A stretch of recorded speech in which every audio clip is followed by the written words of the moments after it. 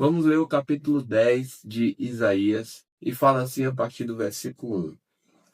Ai dos que decretam leis injustas, dos que escrevem decretos opressivos, para negarem justiça aos pobres, para privarem dos seus direitos aflitos do meu povo, a fim de despojarem as viúvas e roubarem os órfãos.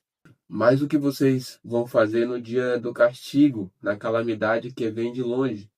Quem vão pedir por socorro e onde deixarão a sua glória? Nada mais lhe resta fazer, a não ser curvar-se entre os prisioneiros e cair entre os mortos.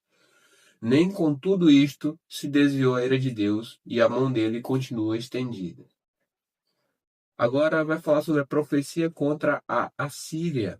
A partir do versículo 5 diz o seguinte: Ai da Assíria, cetro da minha ira! A vara em sua mão é o instrumento do meu furor.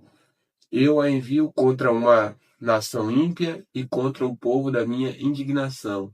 Lhe dou ordens, para que dele roube a presa e lhe tome o despojo, e o ponha para ser pisado aos pés como a lama das ruas. Ela, porém, assim não pensa. O seu coração não entende assim. Pelo contrário, em seu coração só pensa em destruir e exterminar não poucas nações. Porque diz: não são meus comandantes todos eles reis? Não é calmo como Carquemis? Não é Ramate como Arpade? E Samaria como Damasco? O meu poder atingiu os reinos dos ídolos, ainda que as suas imagens de escultura eram melhores do que as de Jerusalém e do que as de Samaria. Será que não posso fazer com Jerusalém e os seus ídolos o mesmo que fiz com Samaria e seus ídolos?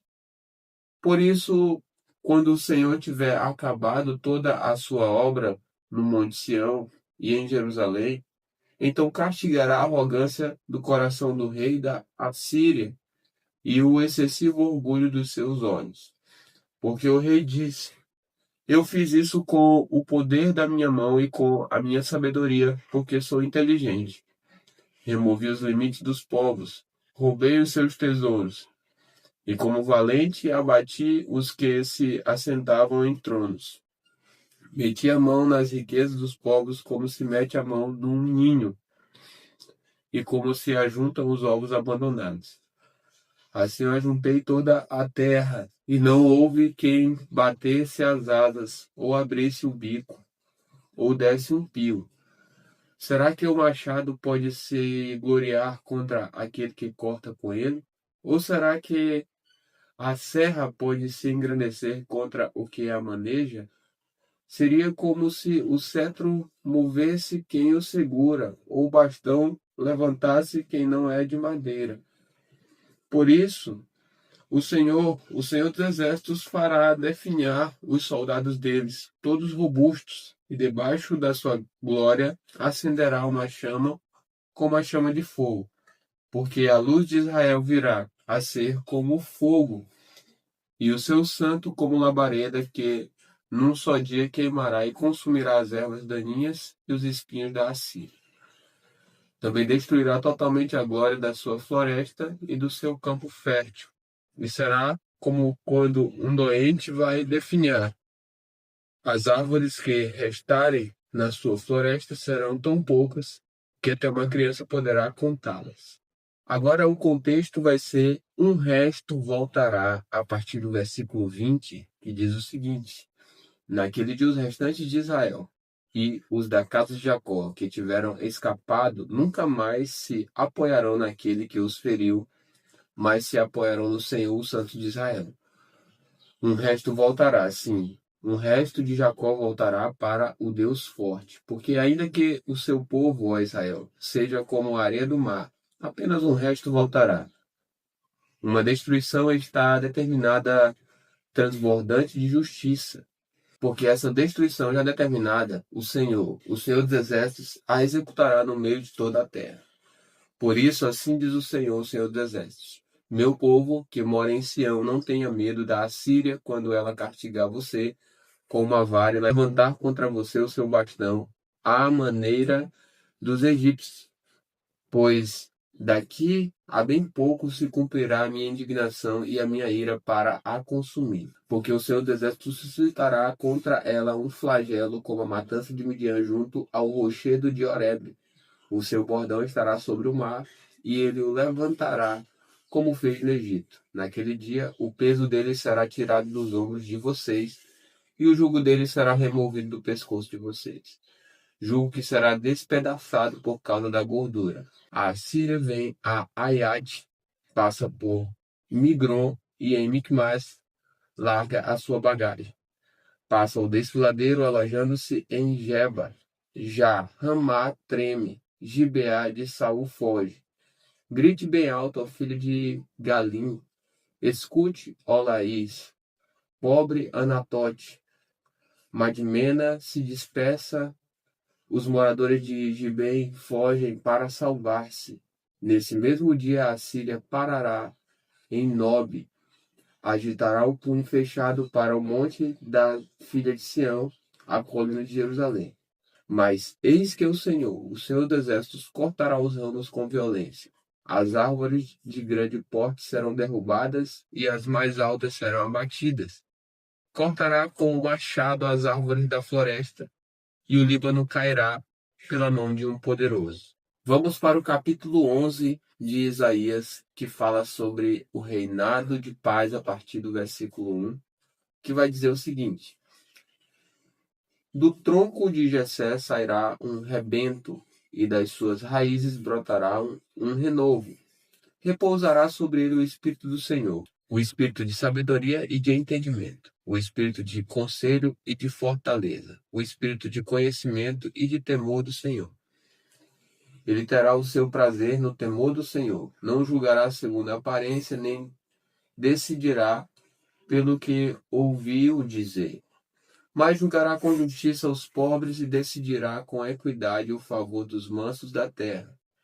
Castigará a terra com a vara de sua boca e com o sopro dos seus lábios matará o perverso. O cinto dele será a justiça, e a verdade será a faixa na cintura. O lobo habitará com o cordeiro, o leopardo se deitará junto do cabrito. O bezerro, o leão novo e o novilho gordo andarão juntos, e um pequenino os guiará. A vaca e a ursa pastarão juntas, e as suas crias juntas se deitarão, e o leão comerá palha como boi. A criança de peito brincará sobre a toca da cobra, e o já desmamado meterá a mão no ninho da serpente. Não se fará mal nem dano algum em todo o meu santo monte, porque a terra se encherá do conhecimento do Senhor, como as águas cobrem o mar. E aí vai falar agora sobre a nova glória de Israel a partir do versículo 10, diz: naquele dia, a raiz de Jessé estará posta por estandarte dos povos, as nações recorrerão a ela, e a glória será a sua morada. Naquele dia o Senhor tornará a estender a mão para resgatar o resto do seu povo que for deixado da Assíria, do Egito, de Patros, da Etiópia, de Elão, de Siná, de Ramate e das terras do mar. Levantará um estandarte para as nações, ajuntará os desterrados de Israel e recolherá os dispersos de Judá desde os quatro cantos da terra. A inveja de Efraim acabará, e os adversários de Judá serão eliminados. Efraim não terá inveja de Judá, e Judá não oprimirá Efraim. Ao contrário, voarão sobre os ombros dos filisteus ao ocidente, juntos despojarão os filhos do oriente. Estenderão as mãos sobre Edom e Moabe, e os filhos de Amon lhes serão sujeitos. O Senhor destruirá totalmente o golfo do mar do Egito, e com a força do seu vento moverá a mão contra o Eufrates, dividindo-o em 7 canais, para que qualquer um possa atravessá-lo de sandálias. Haverá um caminho plano para o resto do seu povo que for deixado na Síria, como houve para Israel no dia em que saiu da terra do Egito. Vamos ler agora o capítulo 12 de Isaías que fala sobre o cântico de louvor pela restauração de Israel. Diz assim a partir do versículo 1. Naquele dia você dirá: graças te dou, ó Senhor, porque ainda que te iraste contra mim, a tua ira se retirou e tu me consolas. Eis que Deus é minha salvação. Confiarei e não temerei, porque o Senhor Deus é a minha força e o meu cântico. Ele se tornou a minha salvação. Com alegria vocês tirarão águas das fontes da salvação. Naquele dia vocês dirão: deem graças ao Senhor, invoquem o seu nome, tornem conhecido entre os povos os seus feitos, anunciem que é excelto o seu nome. Cantem louvores ao Senhor, porque ele fez coisas grandiosas. Saiba-se isto em toda a terra. Exultem e gritem de alegria, ó moradores de Sião, porque grande é o Santo de Israel no meio de vocês.